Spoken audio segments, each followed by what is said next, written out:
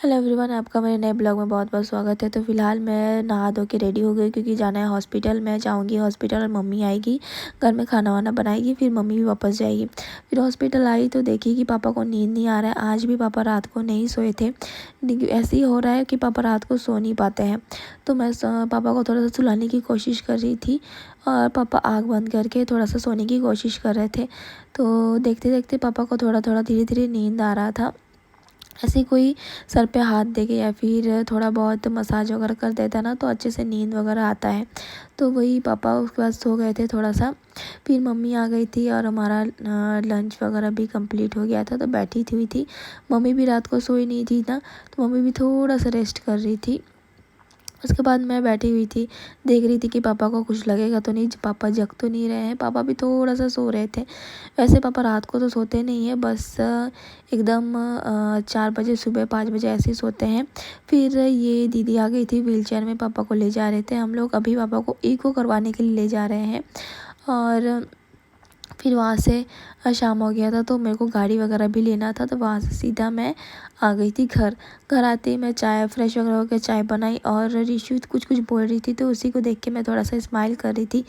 यही है कि पूरे दिन थक गया और रिशु को देखो।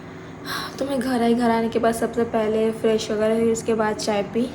उसके बाद जस्ट अभी आई हूँ ऊपर में। मेरा जो ड्रेस मैं पहन के गई थी उसको अभी ड्राई करने के लिए आई हूँ। धो दी थी एक बार में ही हाथ मुँह धोने टाइम, तो अभी ड्राई करने के लिए आई हूँ। और बहुत सारा कपड़ा ऐसे ही बाकी है, तो उसको भी तो सोच रही हूँ कि धो डालूँ करके, क्योंकि टाइम है अभी। और पापा का तबीयत अभी ठीक है, थोड़े से ठीक ही है। और हॉस्पिटल में है तो नर्स लोगों की निगरानी में है, तो ऑब्वियसली ठीक ही मतलब कुछ भी प्रॉब्लम होगा तो उन लोग तुरंत ही करेंगे। तो वही एक चीज़ है, अच्छा है कि वो हॉस्पिटल में है, तो पापा को कोई भी दिक्कत होगा तो तुरंत हर चीज़ होगा करके। तो इसीलिए मम्मी है पापा के पास। सच में कुछ दिन से इतनी ज़्यादा परेशानियाँ हैं। देखिए अभी पापा ठीक थे, सडनली ऐसा पापा को थी सडनली, मतलब कि धीरे धीरे भर रहा था लेकिन पापा को महसूस नहीं हो रहा था। लेकिन एक दिन ऐसा हो गया कि सब लोग को समझ में आ गया था कि भर रहा है करके पानी पेट में।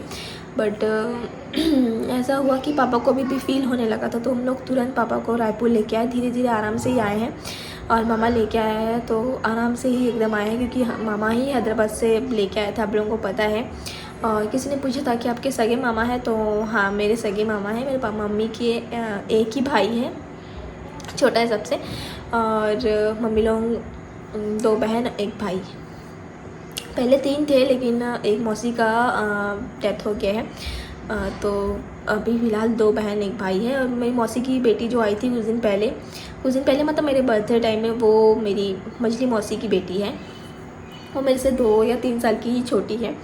तो वही है, तो मामा ही है, हर जगह लेके जाना आना हर चीज़ कर रहे हैं। तो फ़िलहाल तो मैं स्कूटी से ही जा रही हूँ, क्योंकि कार लेके जाना, ऊपर से यहाँ का रास्ता जो ख़राब है, बहुत ज़्यादा ख़राब है, मतलब हालत ख़राब हो जाती है। स्कूटी भी अगर यहाँ से डेली आना जाना करेंगे तो ऐसा हाल होगा कि स्कूटी भी ख़राब हो जाएगी। स्कूटी का बात करती हूँ, स्कूटी का हालत अभी ऐसा है। कल ऐसा सिचुएशन हो गया था कि मैं जैसे एक्सीलेटर बढ़ा रही थी, कट करके लेकिन आवाज़ आया और एक्सीलेटर बढ़ नहीं रहा है, तुरंत एक जगह पे स्टॉप हो गया। कल मेरा दीदी आ रहे थे हॉस्पिटल से उस टाइम, तो बाद में पता चला कि एक्सीलेटर का कुछ तार वार छूट गया है। तो उसी हालत में उसको पैदल घिसते लेके आए हैं। पूरा आके देखती हूँ कि शॉप बंद हो गया जहाँ से मैं स्कूटी ठीक करवाती हूँ, यहीं पास में ही। तो फिर वहाँ से फिर पैदल ठेलते यहाँ तक लेके आए हैं। और अभी आज सुबह ही मैं हॉस्पिटल जाने के पहले उसको मतलब उसके डॉक्टर के पास, मतलब मैकेनिक के पास ठीक करने के लिए रख दी थी। और दीदी को बोली थी कि लेके आना करके, बट उसको टाइम ही नहीं मिला। तो मैं हॉस्पिटल से आई शाम को ही। तो आने के बाद आते टाइम मैं भैया को बोल दी थी कि भैया मतलब मैं आ रही हूँ करके। हालांकि भैया 8 साढ़े 8 को बंद कर देते हैं, तो आज थोड़ा रुके हुए थे। तो मैं भैया को बोली कि मैं आ रही हूँ। तो फिर यहाँ में वो अच्छा, उसके बीच में मेरे फ्रेंड का स्कूटी में लेके गई थी, तो उसका एक स्कूटी घर में पड़ा हुआ था। तो मैं बोली कि दे दो करके, तो अभी यूज़ होगा। मेन यहाँ दीदी को भी यूज़ हो सकता है, वहाँ हॉस्पिटल में भी लगेगा। तो मैं बोली तो उन्होंने दे दिया। और वही स्कूटी से लेके गई थी मैं।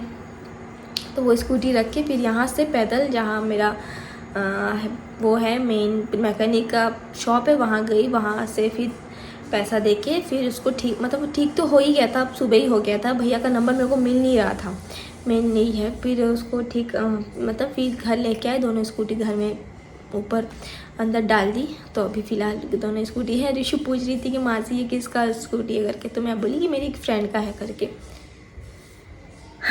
तो वही है, सच में सिचुएशन बहुत ज़्यादा ख़राब है।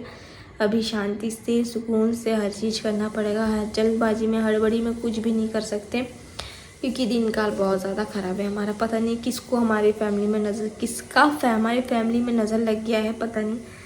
बहुत दिन से तबीयत ख़राब चल रहा है, फिर सिचुएशन ऐसा हो गया है, फ्रिज ख़राब, ये ख़राब, वो ख़राब। फ्रिज का तो वैसे ही हाल है, वैसे रहने।